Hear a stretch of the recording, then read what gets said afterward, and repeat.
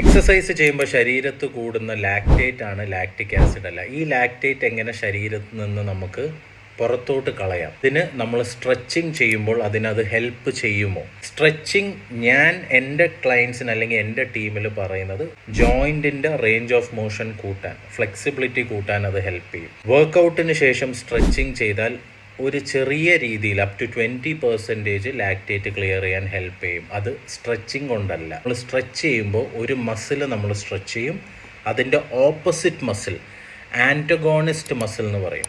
നമ്മളിപ്പോൾ ബൈസിപ്സ് സ്ട്രെച്ച് ചെയ്യുവാണെങ്കിൽ ട്രൈസിപ്സ് കോൺട്രാക്റ്റഡ് ആവും. മസിൽ നമ്മൾ സ്ട്രെച്ച് ചെയ്യുമ്പോൾ അതിൻ്റെ ഓപ്പോസിറ്റ് മസിൽ കോൺട്രാക്ട് ചെയ്യണം. ആ കോൺട്രാക്ഷൻ ഈ ലാക്റ്റേറ്റിനെ ക്ലിയർ ചെയ്യാൻ ഹെൽപ്പ് ചെയ്യും. ഇതുപോലെ പാസീവ് മൂവ്മെൻറ്റ്, ചെറിയ രീതിയിൽ കോൺട്രാക്ഷൻ ഉണ്ടെങ്കിൽ ലാക്റ്റേറ്റ് ക്ലിയർ ചെയ്യാൻ കുറച്ചേ അത് ഹെൽപ്പ് ചെയ്യും. ആക്റ്റീവ് മൂവ്മെൻ്റ് ആണെങ്കിൽ കുറച്ചും കൂടെയും ലാക്റ്റേറ്റ് ക്ലിയർ ചെയ്യാൻ അത് ഹെൽപ്പ് ചെയ്യും. വർക്കൗട്ടിന് ശേഷം ഒരു 5-10 മിനിറ്റ് നടക്കുകയോ അല്ലെങ്കിൽ സൈക്ലിംഗ് ഒക്കെ ചെയ്യുവാണെങ്കിൽ അതൊരു ആക്റ്റീവ് മൂവ്മെൻ്റ് ആയതുകൊണ്ട് 40 to 45% വരെയും ലാക്റ്റേറ്റ് ക്ലിയർ ചെയ്യാൻ അത് ഹെൽപ്പ് ചെയ്യും. ഇതിൻ്റെ അർത്ഥം സ്ട്രെച്ചിങ് വേണ്ട എന്നല്ല, നിങ്ങളുടെ ജോയിൻസിൻ്റെ ഫ്ലെക്സിബിലിറ്റി കൂട്ടാൻ, റേഞ്ച് ഓഫ് മോഷൻ കൂട്ടാൻ, ഭാവിയിൽ ഇഞ്ചുറി വരാതിരിക്കാൻ അതിന് സ്ട്രെച്ചിങ് ഹെൽപ്പ് ചെയ്യും. നിങ്ങളുടെ ലാക്റ്റേറ്റ് ക്ലിയർ ചെയ്യാൻ വേണ്ടിയാണെന്ന് പറഞ്ഞാൽ no, it will not help.